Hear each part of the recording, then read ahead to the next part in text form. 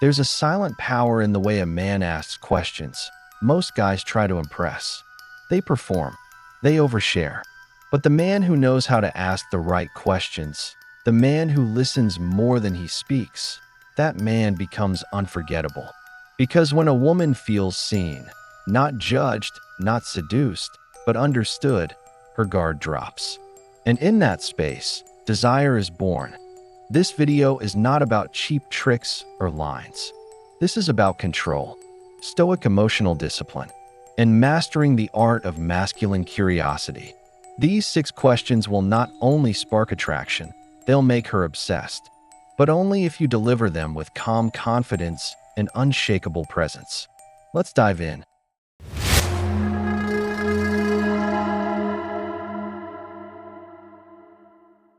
Question 1. What's something you used to believe about relationships, but don't anymore? This isn't just a clever line. It's an invitation into her past. You don't ask this to put her on the spot. You ask it to understand the silent war she's fought inside herself. Because every woman, just like every man, carries scars, disappointments, lessons earned the hard way. And this question peels back the surface-level charm to reveal who she used to be and who she had to become to survive love in a world that often confuses lust with loyalty. She might say, "I used to believe love was enough," or "I thought if I gave everything, I'd be chosen." And as she speaks, you don't interrupt. You don't rush to relate. You listen. You give her the rare experience of a man who doesn't just hear her words. He feels the weight behind them. That's not just attractive. That's unforgettable. You see, a stoic man isn't interested in performing. He's interested in perceiving. Marcus Aurelius wrote, "Look beneath the surface.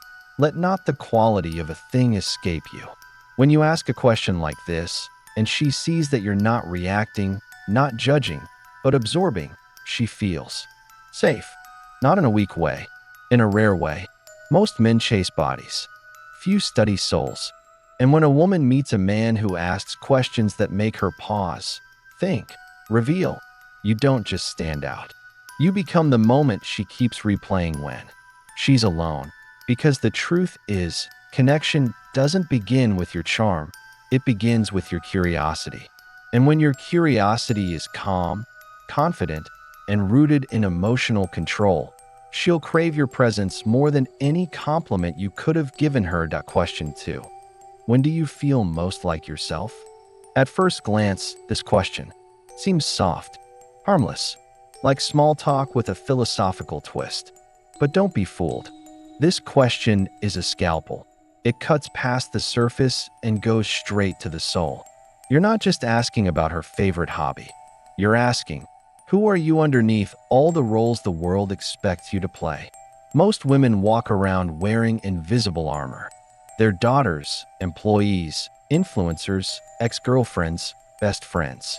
Always expected to perform, to be liked, to stay soft but strong, feminine but not too fragile. And most men, they never ask when she actually feels like herself. So when you ask this, and she says, "When I'm dancing," or "when I'm alone at the beach," or "when I'm with someone who doesn't need anything from me," she's telling you what her soul looks like when it isn't guarded.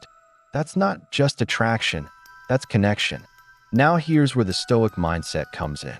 Most guys, upon seeing this vulnerable side of a woman, try to own it.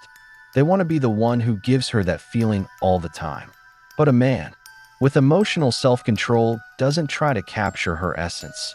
He simply witnesses it, appreciates it, doesn't chase it, because he knows that desire without possession is more powerful than obsession. Like Marcus Aurelius said, receive without pride, let go without attachment. If she feels like she can be the purest version of herself around you, and you don't try to change her, trap her, or mold her, then in her mind, you become the safest space she knows. And men, that's rare. That's power. Because when a woman associates you with freedom, not pressure, authenticity, not performance, she doesn't just want you. She remembers you.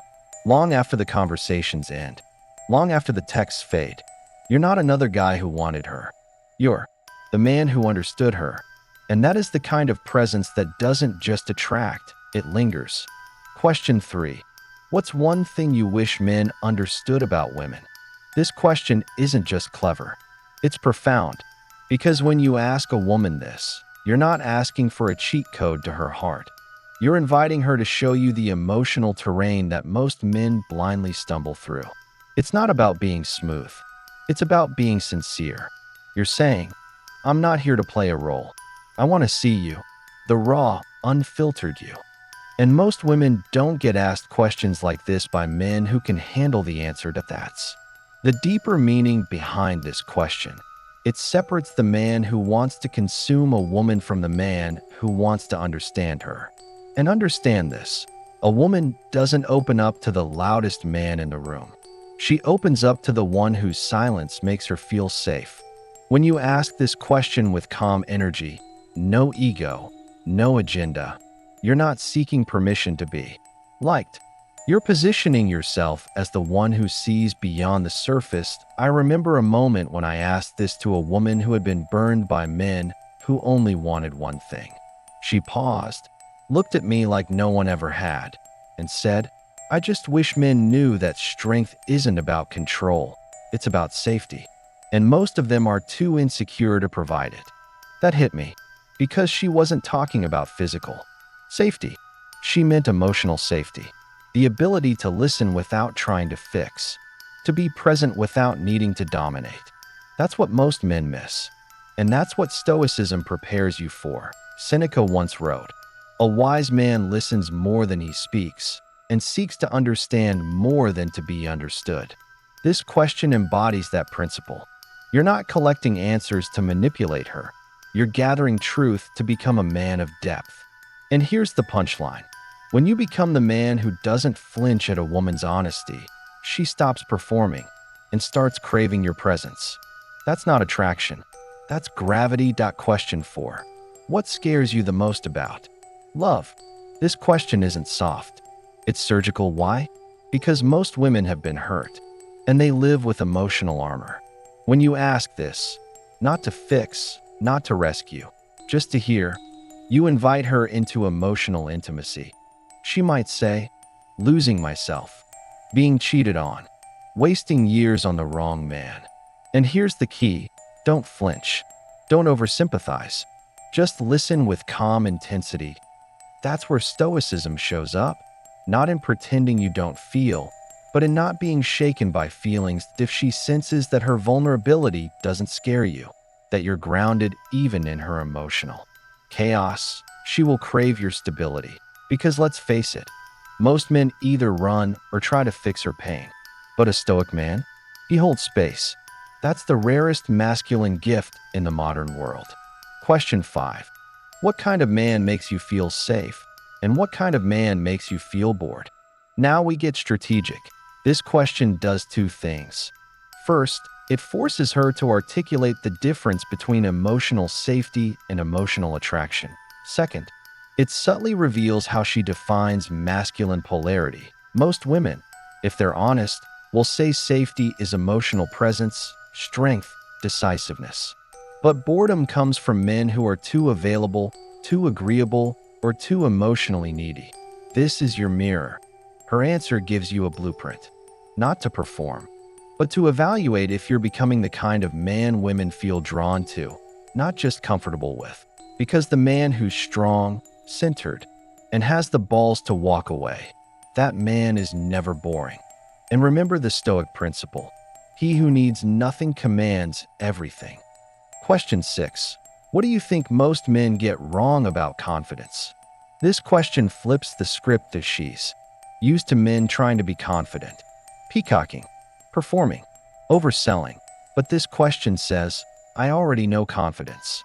I want to hear your take. That's dominance without aggression.